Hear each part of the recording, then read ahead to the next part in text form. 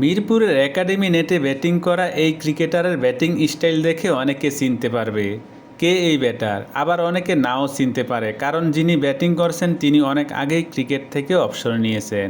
তবে তিনি অনেকের কাছেই প্রিয় ক্রিকেটার এবং বাংলাদেশ ক্রিকেটের প্রথম সুপারস্টার। এতক্ষণ যার কথা বলছি সে বাংলাদেশের টেস্টে সর্বকনিষ্ঠ সেঞ্চুরিয়ান মোহাম্মদ আশরাফুল। আশরাফুল ক্রিকেট থেকে অবসর নিয়ে এখন পুরোদমে কোচিং নিয়ে ব্যস্ত সময় পার করছেন। কিছুদিন আগে বাংলাদেশ দলের সহকারী ব্যাটিং কোচের দায়িত্ব নেন মোহাম্মদ আশরাফুল।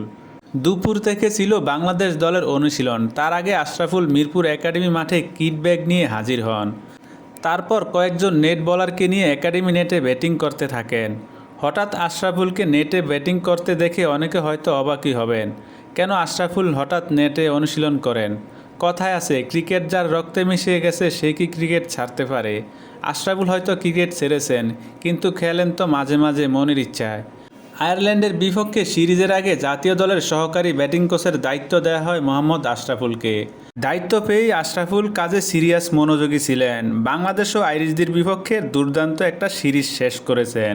আয়ারল্যান্ডের বিপক্ষে মোহাম্মদ আশরাফুলের কাজে সন্তুষ্ট হয়েছেন বিসিবি, যার কারণে তার মেয়াদও বাড়ানো হয়েছে। যদিও তার মেয়াদ কতদিন বাড়ানো হয়েছে সেটা এখনও খোলাসা করেনি বিসিবি।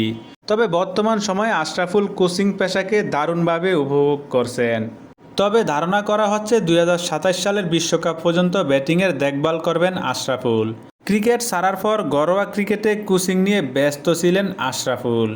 জাতীয় ক্রিকেট লিগ এনসিএলে প্রথমবারের মতো বরিশাল বিভাগের প্রধান কোচের দায়িত্ব পালন করেছেন তিনি। এর আগে ফ্রাঞ্চাইজি দল রংপুর রাইডার্সের সহকারী কোচও ছিলেন আশরাফুল। এছাড়াও প্রিমিয়ার লিগের দল ধানমন্ডি ক্লাবের কোচও ছিলেন তিনি। মোহাম্মদ আশরাফুলের ক্রিকেট কেরিয়ার বাংলাদেশ ক্রিকেটের এক উজ্জ্বল ও বিতর্কিত অধ্যায় ছিল, যেখানে তিনি 2001 সালে সর্বকনিষ্ঠ টেস্ট সেঞ্চুরিয়ান হিসাবে অভিষেক টেস্টে 114 রান করে বিশ্বকে চমক দেন। দেশের হয়ে টেস্ট, ওয়ানডে এবং টি-20তে প্রতিনিধিত্ব করেন আশরাফুল। 2007 থেকে 9 সাল পর্যন্ত জাতীয় দলের অধিনায়কত্ব করেন তিনি। তবে পরবর্তীতে ম্যাচ ফিক্সিংয়ের কেলেঙ্কারিতে জড়িয়ে পড়ায় তার কেরিয়ার ক্ষতিগ্রস্ত হয়।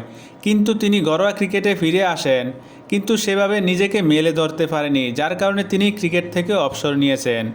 আশরাফুল 61টি টেস্ট, 177টি ওয়ানডে এবং 23টি টি-20 ম্যাচ খেলেছেন, যেখানে তার ব্যাটিং গড় টেস্টে 22 এবং ওয়ানডেতে 23 ছিল।